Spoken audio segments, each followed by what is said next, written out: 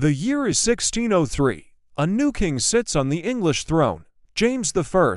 He's a Scotsman, the son of Mary, Queen of Scots, and his arrival in London is met with a mix of hope and anxiety. For England's Catholics, who have suffered decades of persecution under Queen Elizabeth I, James's ascension feels like a potential dawn. His mother was a Catholic martyr. After all, surely he would show them mercy.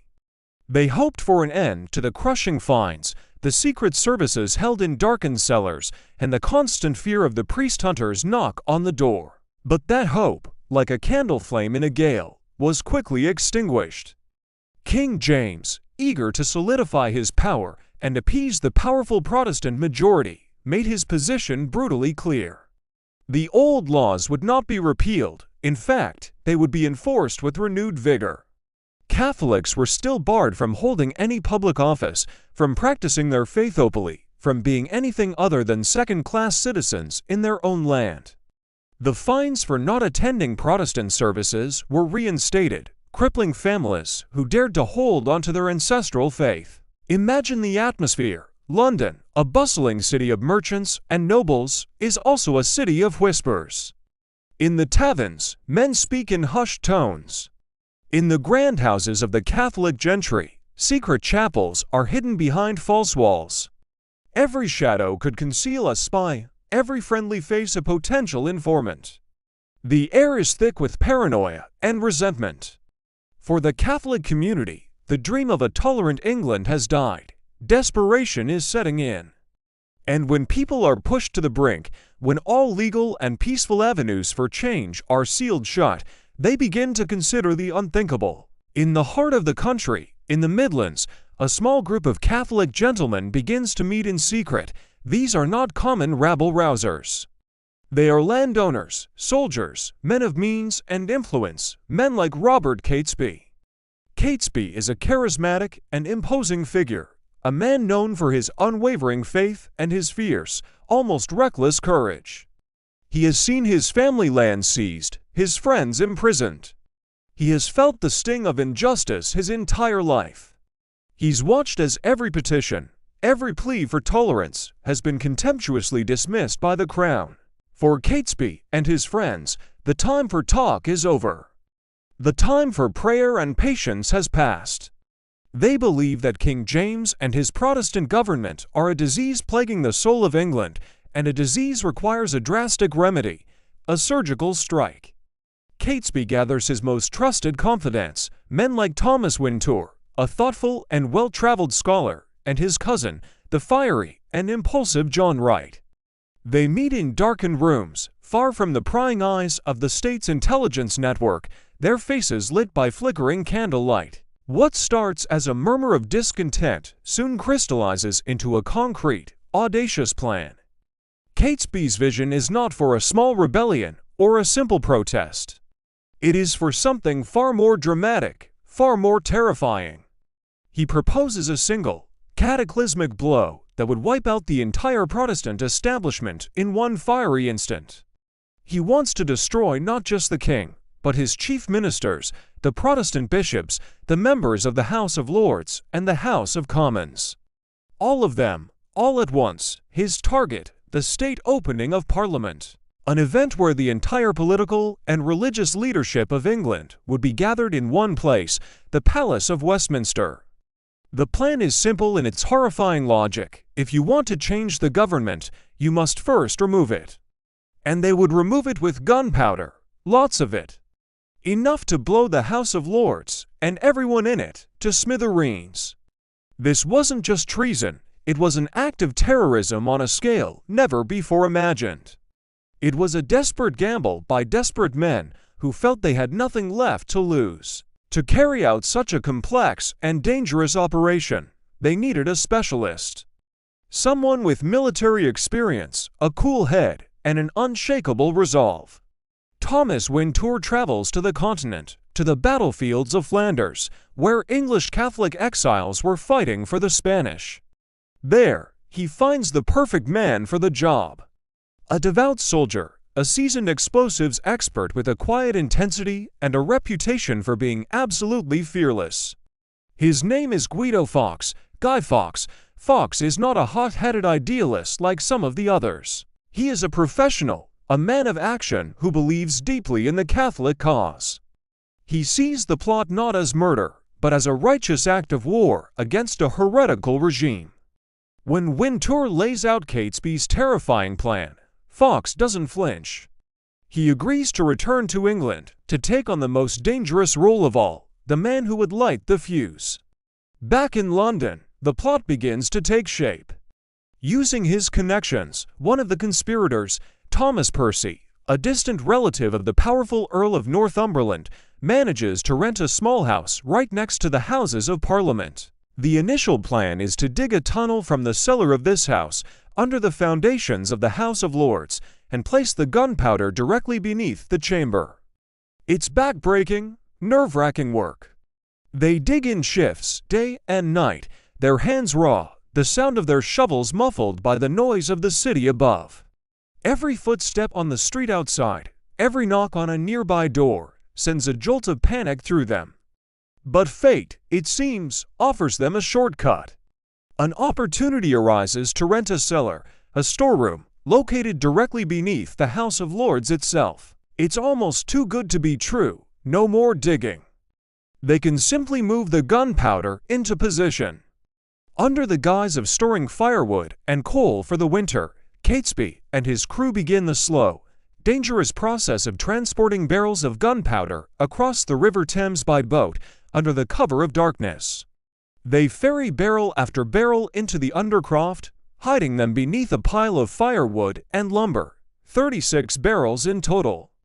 Nearly 2 tons of explosive powder, packed into a confined space right below where the king and the entire ruling class would soon assemble. The conspirators have their stage set, Guy Fawkes, using the alias John Johnson and posing as a caretaker, takes up his post, guarding the deadly secret hidden in the cellar.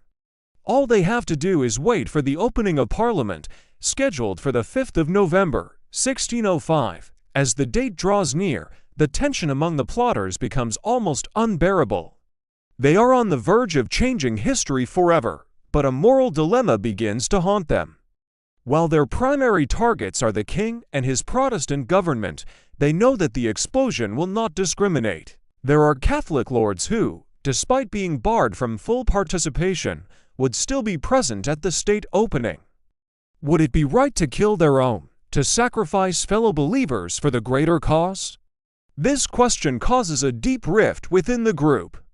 Some, like Catesby, are ruthless pragmatists. They argue that, in a holy war, some collateral damage is inevitable. The few must be sacrificed for the many. Others, however, are deeply troubled.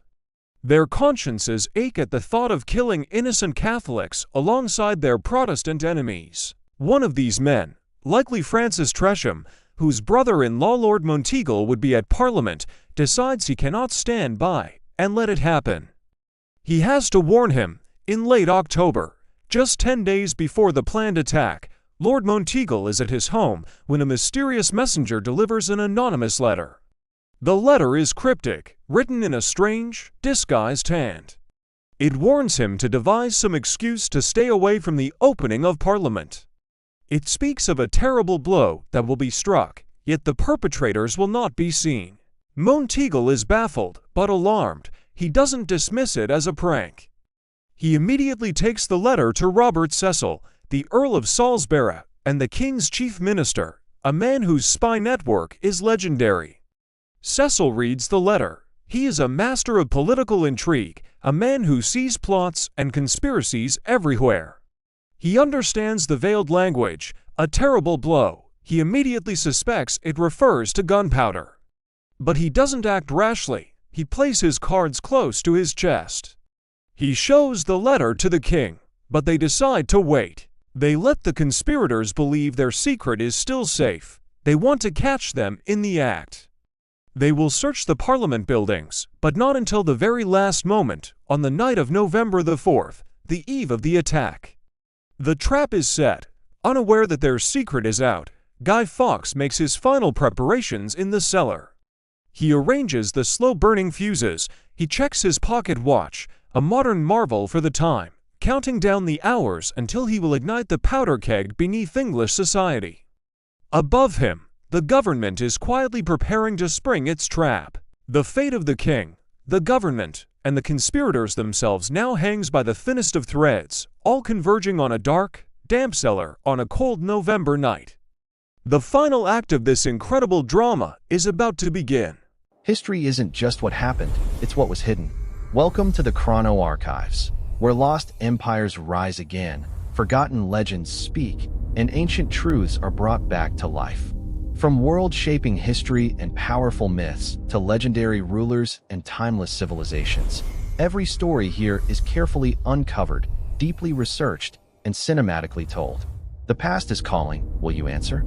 Subscribe and journey through time, one unforgettable chronicle at a time. History remembers the 5th of November, but what about the men who made it infamous? Let's pull back the curtain on the Gunpowder Plot and meet the masterminds behind the treason. At the heart of it all was Robert Catesby. He wasn't just a participant. He was the charismatic leader, the driving force. Catesby was a man of wealth, influence, and a burning devotion to his Catholic faith. He had seen his family persecuted, their land seized, and their right to worship stripped away. For him, this wasn't just politics, it was personal. He gathered around him a circle of trusted men, each with their own reasons for joining this desperate cause. There was Thomas Wintour, Catesby's cousin and loyal right-hand man, a soldier who had tried and failed to gain support for English Catholics from Spain. His brother, Robert Wintour, was more cautious, but ultimately swayed by loyalty. Then came Jack Wright, another cousin, known as one of the finest swordsmen in England. His brother, Kit Wright, soon followed. These men were a tight-knit group, bound by blood, faith, and a shared sense of injustice. They were gentlemen, landowners, and soldiers, not common criminals. They felt they had exhausted all peaceful options. King James I, who they had hoped would be more tolerant than his predecessor Queen Elizabeth, had instead intensified the persecution. The fines for not attending Protestant services were crippling, and priests were hunted down and executed. For Catesby and his friends, the time for talk was over, it was time for action. Their early meetings were cloaked in secrecy, held in hushed tones in the back rooms of London inns. In May of 1604, Catesby, Thomas Wintour, Jack Wright, Thomas Percy, and another man met at the Duck and Drake Inn. There, placing their hands on a prayer book, they swore an oath of secrecy. Interestingly, they took this oath in one room and then moved to another to hear Mass from a priest who was kept completely unaware of their treasonous plans. It was a perfect illustration of their mindset, separating their sacred faith from the violent act they believed was necessary to protect it. They were convinced that what they were doing was not a sin, but a righteous act of war against a heretical government. Now, who was this fifth man at the initial meeting? This is where the most famous name of the plot enters the story, though he wasn't the leader. Guy Fawkes. Fawkes was a different breed from the others. He wasn't an English country gentleman. He was a hardened soldier, a professional. He had spent years fighting for Catholic Spain in the Netherlands, becoming an expert in explosives. Thomas Wintour had sought him out specifically for his skills. Fawkes was a man of action, not words. He was known for his piety and his unshakable resolve. While Catesby was the brains and the heart of the operation, Guy Fawkes was to be its hands, the man who would literally light the fuse. Another key figure was Thomas Percy. He was a relative of the powerful Earl of Northumberland and had a position at court as a gentleman pensioner. This gave him access, an inside track. He was a fiery, impulsive man who had once declared he would kill the king with his own hands. Catesby channeled Percy's rage, convincing him that a far grander statement was needed. It was Percy who, using his connections, managed to rent a small house right next to the House of Lords. Their initial plan was audacious, to dig a tunnel from the cellar of this house, right under the foundations of Parliament. So the digging began. In the dark, damp earth beneath Westminster, These gentlemen conspirators, accustomed to a life of privilege, took up picks and shovels.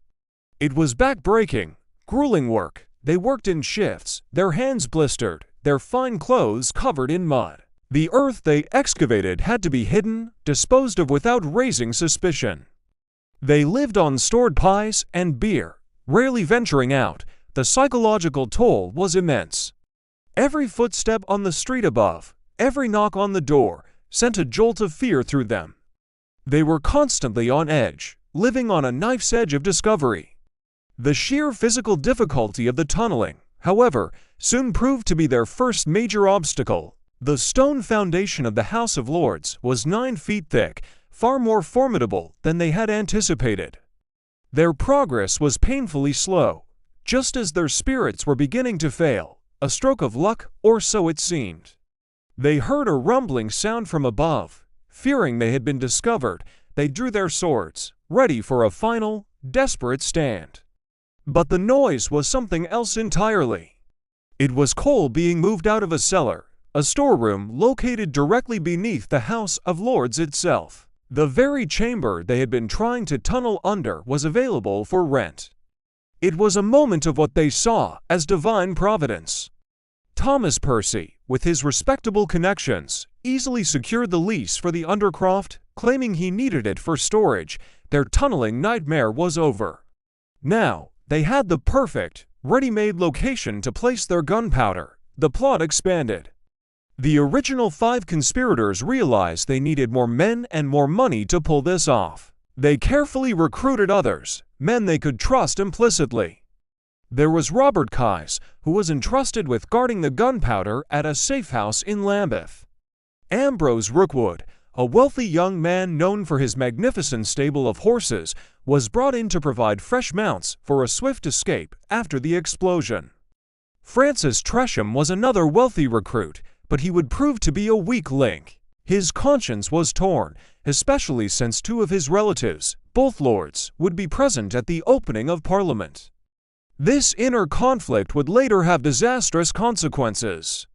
Each new member was sworn to the same oath of secrecy, binding them to the plot and to each other.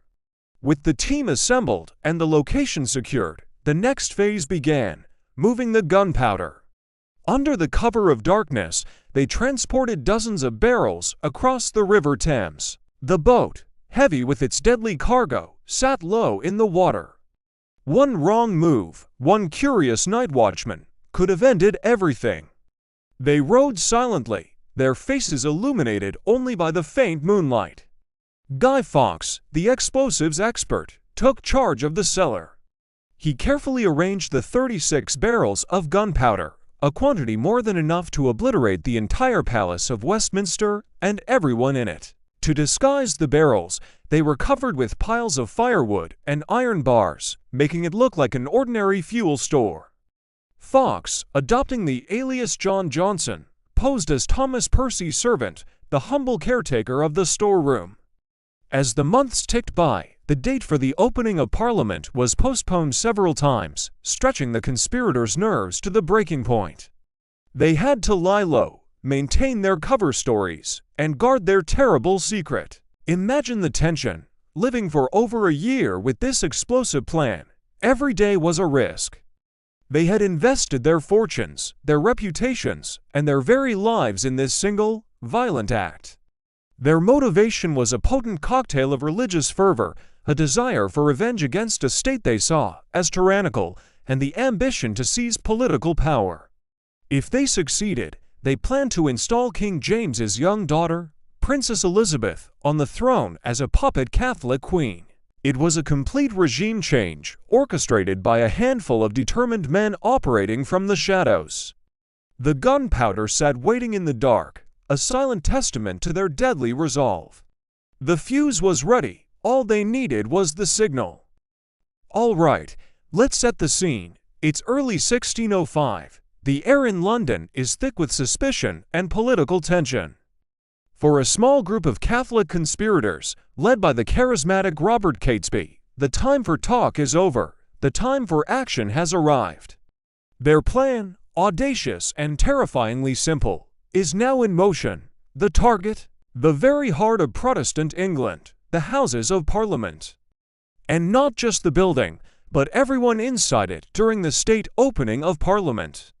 That means the entire political establishment, the House of Lords, the House of Commons, and most importantly, King James I himself. One single, decisive blow to wipe the slate clean. The date was set, November 5th, a day that would, they hoped, forever alter the course of English history.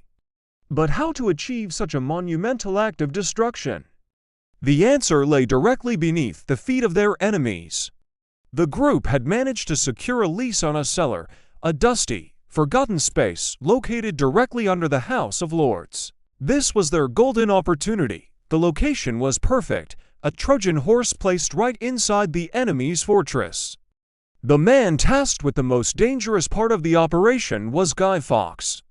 A seasoned soldier, an explosives expert with nerves of steel, he was the ideal choice. Under the cover of darkness, night after night, the conspirators began their grim work. They transported barrel after barrel of gunpowder into the cellar. We're not talking about a small amount here. Historical records suggest they amassed as many as 36 barrels, that's roughly 1 ton of gunpowder. To put that in perspective, the destructive power would have been immense, more than enough to obliterate the Parliament building and everything for hundreds of feet around it. The blast would have been catastrophic, leveling the chamber above and turning the state opening into a scene of unimaginable devastation. Imagine the atmosphere among the plotters. The secrecy, the constant fear of discovery. Every creak of a floorboard, every unexpected knock on the door would have sent their hearts racing.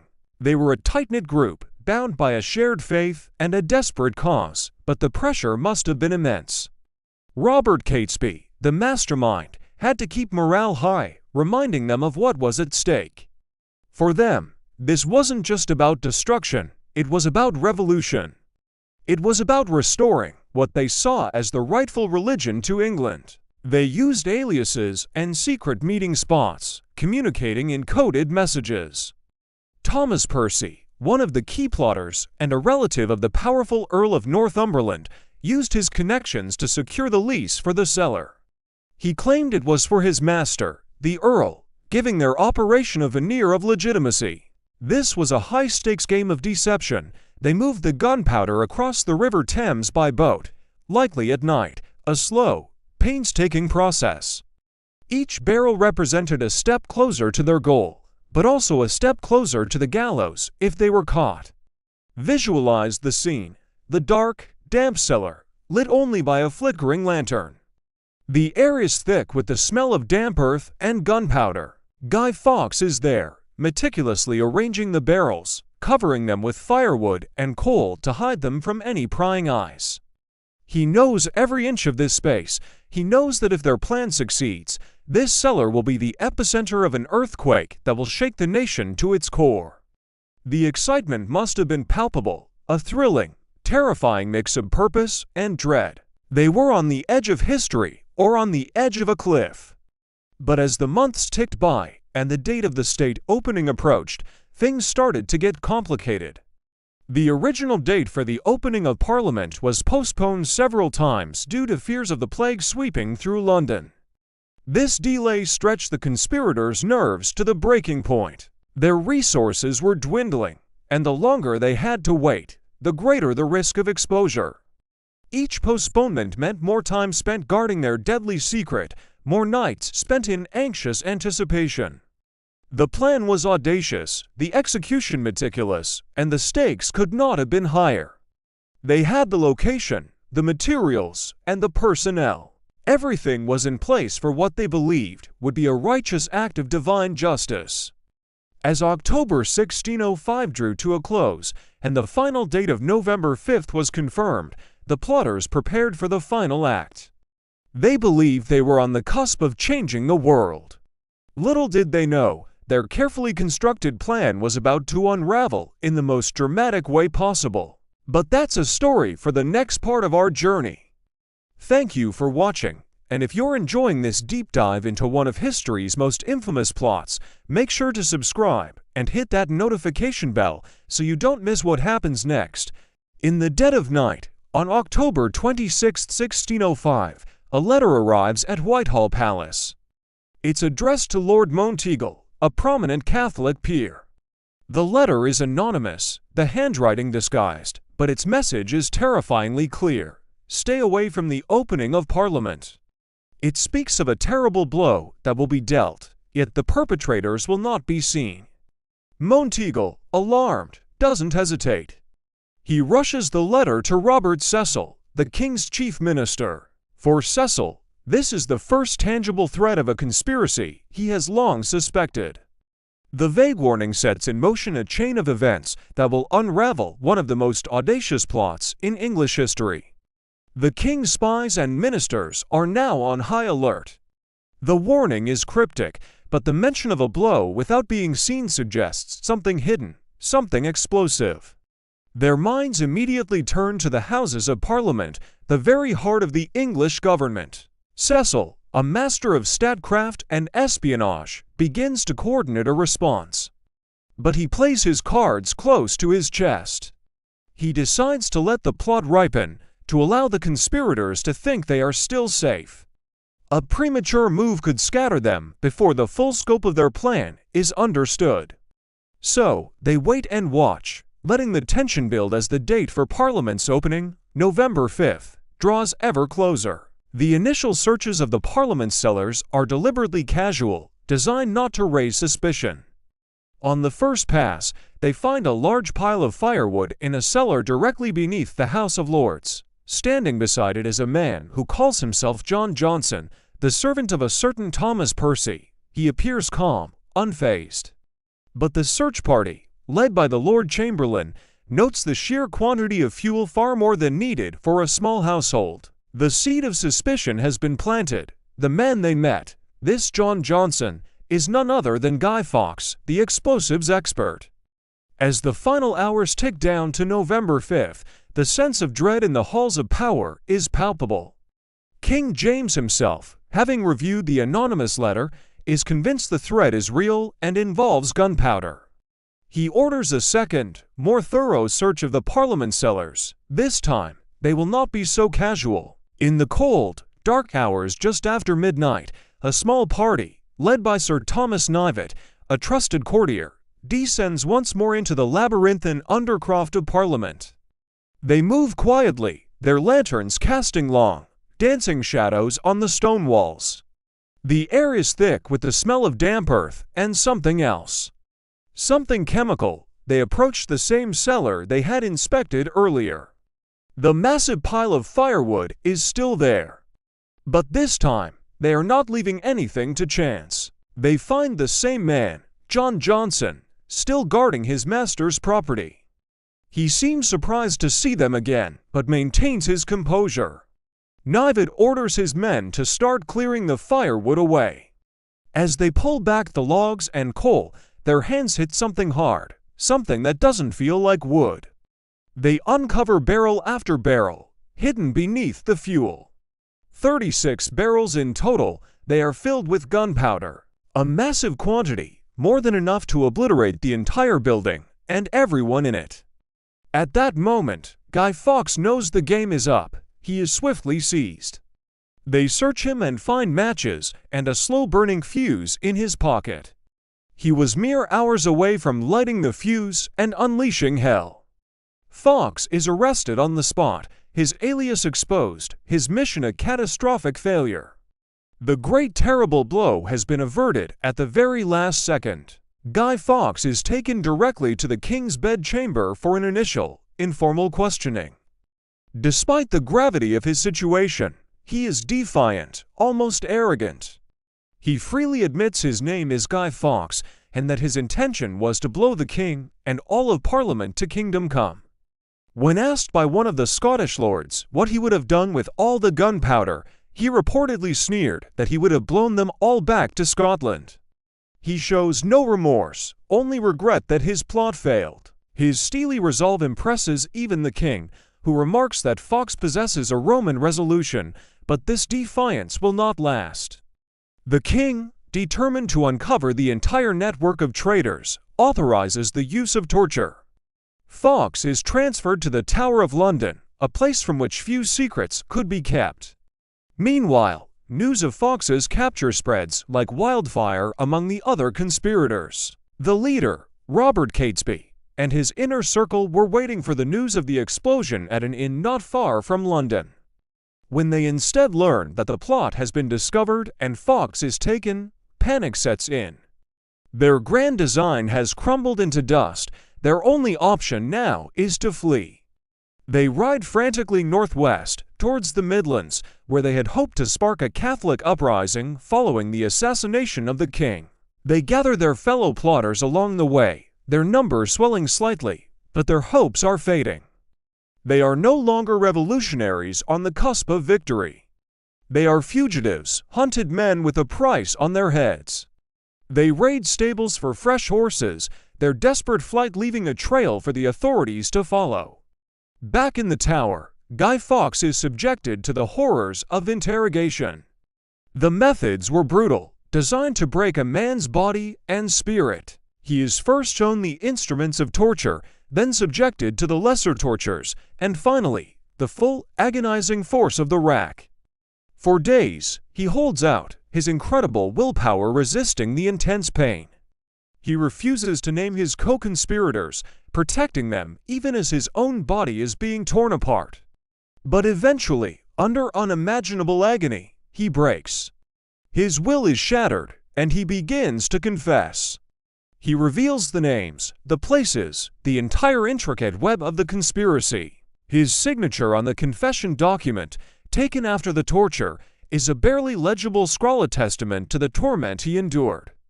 His confession gives the government everything it needs. With the names of the plotters now known, the full power of the state is unleashed to hunt them down. The Sheriff of Worcestershire gathers a posse of 200 men and closes in on the fugitives. The conspirators have taken refuge at Holbeck House in Staffordshire, their last stand. Their grand rebellion has fizzled out. The Catholic gentry they hoped would join them have instead turned them away, horrified by their treasonous plan. As they try to dry out their damp gunpowder in front of the fire, a stray spark ignites it, injuring several of them, including Catesby. It's a bitter, cruel irony. The very substance of their plot has turned against them. On the morning of November 8th, the sheriff's posse surrounds the house. A fierce, desperate firefight ensues. The end is swift and bloody. Robert Catesby and his close friend Thomas Percy are reportedly killed by a single musket ball, dying side by side. Others, like the Wright brothers, are also shot down. The remaining conspirators, many of them wounded, are captured and taken into custody. The Great Gunpowder Plot is officially over. The fugitives are either dead or in chains, destined for a grim fate in London. The government has successfully crushed the threat. They have the ringleaders, the confession, and the proof. Now, all that remains is to make an example of them, a brutal and public spectacle of justice that England would never forget. The stage was set for the final act of this dark drama, the trial and execution of the gunpowder traitors. The Gunpowder Plot had failed. The conspirators, captured and broken, now faced the king's justice, or was it revenge? In the cold January of 1606, what was left of the plotters, 8 men including a wounded Robert Catesby dragged back to London, were put on trial for high treason at Westminster Hall. This wasn't a trial as we'd understand it today. The outcome was a foregone conclusion. The government, led by the shrewd Robert Cecil, needed to make a powerful statement. The trial itself was a piece of political theater. The Attorney General, Sir Edward Coke, prosecuted the case with a fiery zeal, painting the conspirators as monstrous agents of a foreign power, driven by a devilish Catholic faith. The evidence, much of it extracted under torture in the Tower of London, was presented to a jury of hand-picked nobles. The conspirators were given a chance to speak, but their defenses were brushed aside. They claimed they acted out of desperation, pushed to the edge by years of religious persecution under King James I. They argued that their aim was to restore Catholicism, not to destroy the kingdom. But their pleas fell on deaf ears. In this highly charged atmosphere, their motives were irrelevant. Their actions were all that mattered. Guy Fawkes, who had endured days of brutal interrogation without breaking, stood defiant. Even in the face of certain death, he showed little remorse, maintaining that his only regret was failing. The other plotters, gaunt and exhausted, offered their own justifications, some pleading for mercy for their families. But mercy was in short supply. Within a single day, the verdict was delivered: guilty. The sentence was the most gruesome the law allowed for traitors: to be hanged, drawn, and quartered. This wasn't just a punishment, it was a horrifying spectacle designed to terrorize anyone who might dare to challenge the crown. The executions began on January 30th, just days after the trial. They were split into two groups to maximize the public impact. The first four, including Sir Everard Digby, were taken to St. Paul's Churchyard. A massive crowd gathered, a mixture of the curious, the angry, and the fearful. The air was thick with anticipation. One by one, the men were dragged from their hurdles, climbed the scaffold, and offered their final words. They were then hanged, but cut down while still alive. The most horrific part of the sentence followed: a brutal dismemberment performed in full public view. Their heads and limbs were then destined for display on spikes across the city, a grim and constant reminder of the price of treason. The next day, it was the turn of the remaining four, including the infamous Guy Fawkes, at the Old Palace Yard at Westminster, directly opposite the very building they had intended to obliterate. The symbolism was deliberate and chilling. Thomas Wintour, another key plotter, went to his death with a quiet dignity. But when it was Guy Fawkes' turn, the man who had become the face of the plot, something unexpected happened. Weakened by torture and the ordeal, as he climbed the ladder to the noose, he either fell or deliberately jumped, breaking his neck. This act, perhaps his last gesture of defiance, spared him the agony of being quartered alive. His death was quick, denying the baying crowd the full, gruesome spectacle they had come to see. The execution sent a shock wave through England. For the government, it was a moment of triumph. Justice had been served, the state was secure, and a clear message had been sent. For the public, there was a sense of grim relief, the final, bloody end to a terrifying chapter. The plot had brought the country to the brink, and its violent conclusion was seen as a necessary cleansing. The heads of the traitors on London Bridge served as a stark and enduring warning. But the story doesn't end there. The legacy of the Gunpowder Plot is complex. While the state saw it as a victory for order and Protestant rule, the story of Guy Fawkes began to morph. Over time, his defiance in the face of overwhelming power captured a different kind of imagination. He was no hero, but his refusal to bow, his unwavering commitment to his cause even under torture, created a powerful and enduring myth. The annual bonfires, initially a celebration of the king's salvation, slowly transformed. The effigy of the Pope was replaced by that of Guy Fawkes. He became the symbol of the plot itself, a figure of rebellion and anti-authoritarian sentiment. This transformation reveals a fascinating truth about history. The official narrative of justice and divine providence was challenged by a folk memory of defiance. The Gunpowder Plot wasn't just about a failed terrorist attack. It became a story about power, faith, oppression, and the desperate measures people will take when they feel they have no other choice. The shock and relief felt in 1606 eventually gave way to a more nuanced and enduring legend, a legend that continues to fascinate us more than 400 years later. The fire, the powder, and the treason were stamped out, but the embers of the story, and the defiant spirit of the man waiting in the cellar, would smolder for centuries to come. Over 400 years ago, a plot was foiled that could have shattered the course of English history. But what happens when the echoes of a failed revolution refuse to fade? How does a single event, a single face, ripple through centuries to become a global symbol? This is the story of the Gunpowder Plot's enduring legacy. It all began on November 5, 1605. A group of English Catholics, led by Robert Catesby, planned to blow up the Houses of Parliament, assassinating the Protestant King James I and his government. Their chosen instrument of destruction was 36 barrels of gunpowder, placed in a cellar beneath the House of Lords. The man tasked with lighting the fuse was Guy Fawkes. But an anonymous letter betrayed them. Fawkes was discovered in the cellar, the plot was exposed, and the conspirators were captured and executed.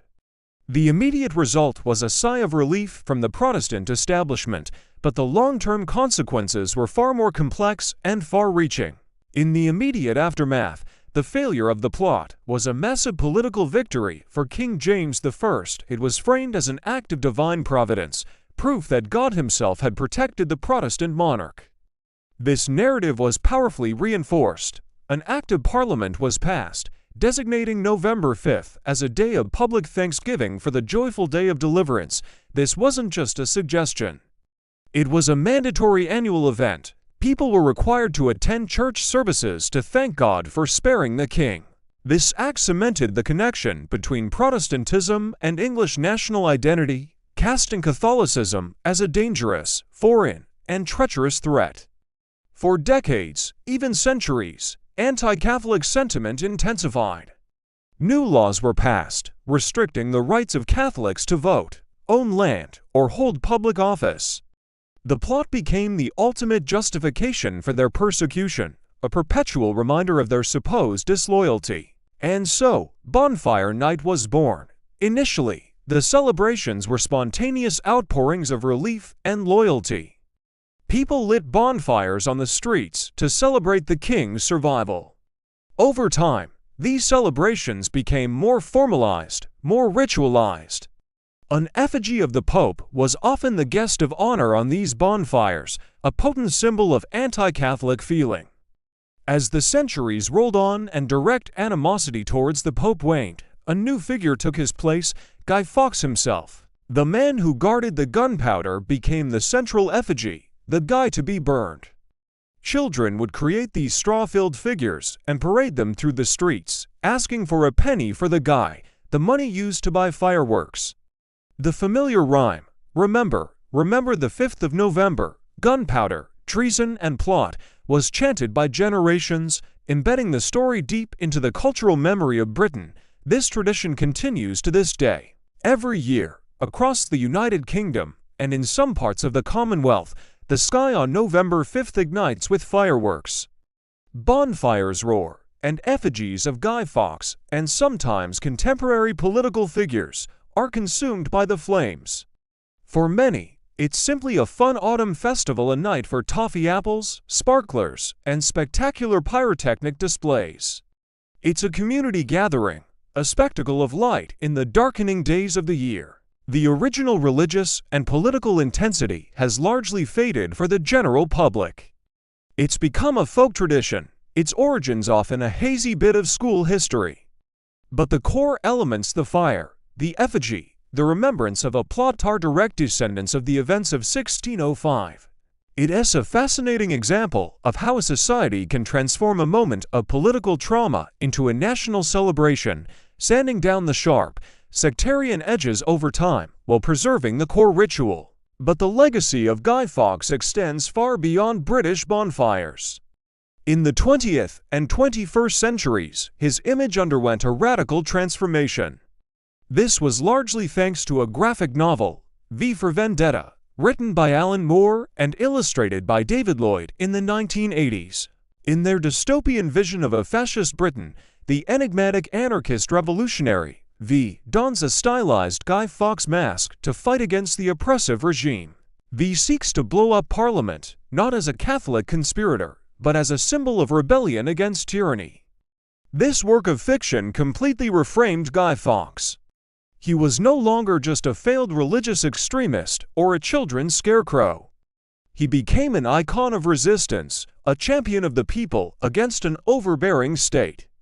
The mask, with its pale face, rosy cheeks, and mischievous, knowing smile, became a powerful new symbol. This new identity was launched onto the global stage by the 2005 film adaptation of V for Vendetta. Suddenly, the Guy Fawkes mask was everywhere. It was adopted by the online activist group Anonymous, who used it to represent their collective, anonymous identity while protesting against organizations they saw as corrupt or restrictive, like the Church of Scientology. The mask allowed individuals to become part of a larger, faceless movement. Then came the Occupy Wall Street movement in 2011 and protests in the Arab Spring. From Madrid to New York, from London to Cairo, protesters against economic inequality, government corruption, and social injustice wore the Guy Fawkes mask. It became the face of modern dissent. It's an incredible historical irony. The original Guy Fawkes was fighting to install an absolute, theocratic monarchy. He was an authoritarian, not an anarchist. He wanted to replace one form of religious control with another. Yet, his stylized face has become a global symbol for the very opposite, for anti-authoritarianism, for freedom of speech, and for popular uprising. Most people who wear the mask today probably know very little about the historical figure. For them, the mask isn't about the man. It is about the idea that V for Vendetta gave it the idea that governments should be afraid of their people and that a single person can stand up to power. It's a testament to the power of popular culture to completely reinvent historical symbols. So what lessons can we draw from this long, winding legacy? The story of the Gunpowder Plot is a potent reminder of the dangers of religious and political extremism. It shows how desperation and a sense of persecution can drive people to commit horrific acts in the name of their beliefs. The brutal government response also serves as a cautionary tale about how fear can be manipulated to justify repression and entrench power. The plot didn't lead to Catholic freedom, it led to centuries of more profound oppression. Violence, it seems, rarely achieves its intended goals and often backfires catastrophically. Furthermore, the evolution of Guy Fawkes Day, from a state-mandated religious observance to a folk festival, and then a global symbol of protest, reveals so much about how we remember and reinterpret history. It shows that the meaning of an event is never fixed. Each generation projects its own fears, hopes, and struggles onto the past. The same figure can be a villain, a fool, and a hero, all at the same time, depending on who is telling the story and why. The legacy of the Gunpowder Plot isn't just about bonfires and fireworks. It's about the enduring power of symbols, the complex relationship between the state and its people, and the unending struggle between control and rebellion. From a dark cellar in 17th century London to the global protests of the 21st century, the ghost of Guy Fawkes continues to haunt and inspire us, a permanent fixture in our conversations about power, secrecy, and revolution. Thanks for watching. If you found this journey through history interesting, please give this video a like and subscribe for more stories about how the past continues to shape our present. Ever wonder why a 400-year-old plot still explodes across our screens and captures our imagination? We're talking about the Gunpowder Plot of 1605. It's more than just a historical event. It's a story packed with themes that are incredibly relevant right now. This isn't just about Guy Fawkes and a pile of barrels under Parliament. It's about why this story continues to matter for centuries later. So, let us peel back the layers and explore the powerful ideas that keep the Gunpowder Plot alive in our modern world. At its very core, the Gunpowder Plot was a desperate act born from intense religious persecution. Imagine living in a time when your faith could get you fined, imprisoned, or even executed. For England's Catholics in the early 17th century, this was their reality. After decades of swinging between Protestant and Catholic monarchs, King James I took the throne, and hopes for religious tolerance were quickly crushed. He enforced harsh anti-Catholic laws, making their lives unbearable. This wasn't just a difference of opinion, it was systematic oppression. The plotters, led by Robert Catesby, didn't just wake up one day and decide to cause chaos. They were men pushed to the edge, who felt that every legal and peaceful avenue for change was closed to them. They saw violence as their only remaining option to fight back against a state that was actively trying to erase their way of life. This raises a timeless and uncomfortable question. When a group is systematically oppressed by the state, at what point does resistance, even violent resistance, become thinkable? It's a question that echoes through history, from colonial uprisings to modern civil rights movements. The Gunpowder Plot forces us to confront the dangerous consequences of religious intolerance and the extreme measures people might take when they feel they have nothing left to lose. This brings us to another crucial theme: the clash between extremism and civil society. The plotters were, by any definition, extremists. They planned an act of mass destruction that would have killed the king, his family, and much of the ruling class. Their goal was to decapitate the government and install a Catholic monarch. But their actions had the opposite effect. Instead of inspiring a Catholic uprising, the discovery of the plot led to even harsher crackdowns. It justified the state's narrative that Catholics were dangerous traitors. This is a classic pattern we see time and again. Extremist acts, no matter how justified the perpetrators feel, often backfire. They tend to alienate potential allies, discredit the cause they claim to support, and give authorities the perfect excuse to increase control and surveillance. It reinforces the idea that for a society to function, change must happen through dialogue, reform, and established political processes, not through catastrophic violence. The Gunpowder Plot serves as a stark historical lesson on the destructive nature of extremism and how it ultimately undermines the very goals it seeks to achieve, poisoning the well for any hope of peaceful resolution. The entire affair was also a masterclass in secrecy, plotting, and the paranoia that grips a nation. Imagine the tension. A small group of conspirators, meeting in secret, swearing oaths of silence, and smuggling 36 barrels of gunpowder into a cellar right under the seat of power. It's the stuff of spy thrillers. The level of secrecy required was immense, and ultimately, it was a breach of that secrecy that brought them down. An anonymous letter, sent to Lord Monteagle, warned him to stay away from Parliament. This single act of betrayal, or perhaps a last-minute crisis of conscience, unraveled the entire conspiracy. The government's reaction was swift and severe. The plot fueled a massive wave of anti-Catholic paranoia that lasted for generations. It created an atmosphere where every shadow could hide a conspirator, and every Catholic was a potential enemy of the state. This shows how plots and secrecy can shape history, not just through their success or failure, but through the fear and suspicion they generate. Paranoia becomes a tool of the state, used to justify surveillance and control, and it creates deep, lasting divisions within society. The Gunpowder Plot is a perfect example of how the fear of a hidden enemy can be just as powerful as the enemy itself. So why are we still so fascinated by this story? Why do we see Guy Fawkes masks at protests around the world, from V for Vendetta to the Occupy movement? The answer lies in its powerful symbolism. The plot has been reinterpreted over and over again. Is it a cautionary tale about the dangers of religious fanaticism? Or is it a story of righteous rebellion against an oppressive government? The answer changes depending on who you ask and when you ask them. The image of one man, or a small group, standing against the full might of the state is an incredibly potent one. It taps into our deep-seated desire for justice and our skepticism of authority. Literature and film have seized on this ambiguity.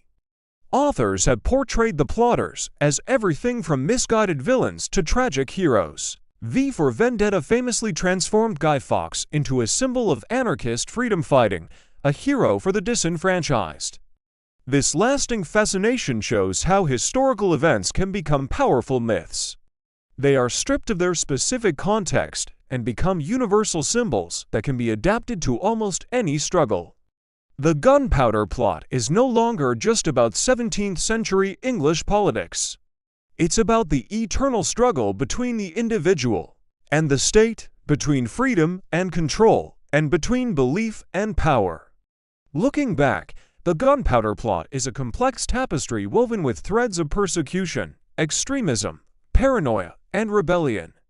It's a historical event that refuses to stay in the past because the questions it raises are still the questions we grapple with today. How should a society handle religious or ideological differences? Where is the line between protest and terrorism? How much freedom should we sacrifice for security? And what does it truly mean to resist injustice? The story of Guy Fawkes and the Gunpowder Plot is a mirror reflecting our own modern anxieties and conflicts.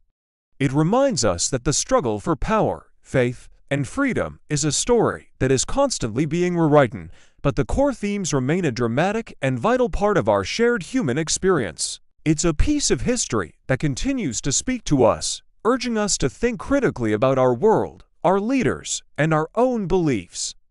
Thanks for watching, and if you found this exploration interesting, don't forget to like, share, and subscribe for more deep dives into the stories that shaped our world. As we close this chapter of the Chrono Archives, remember, the past is never truly gone. It waits patiently in the shadows of forgotten ruins, in the echoes of ancient voices, and in the timeless lessons that still guide us today. It waits to be remembered by curious minds like yours. Thank you for joining us on this extraordinary journey through the annals of time. If today's exploration of lost civilizations, mythical legends, or historical enigmas ignited your passion for the past, hit that like button. Drop a comment with your favorite moment or what you'd love to see next, and most importantly, subscribe to the Chrono Archives and continue the journey through time. Turn on notifications so you never miss an episode where we unearth buried secrets, decode ancient mysteries, and bring history's greatest stories back to life. Together, we'll keep the flame of the past burning bright. Until next time, fellow time travelers, keep questioning, keep discovering, and keep remembering. The Chrono Archives, where the past lives forever.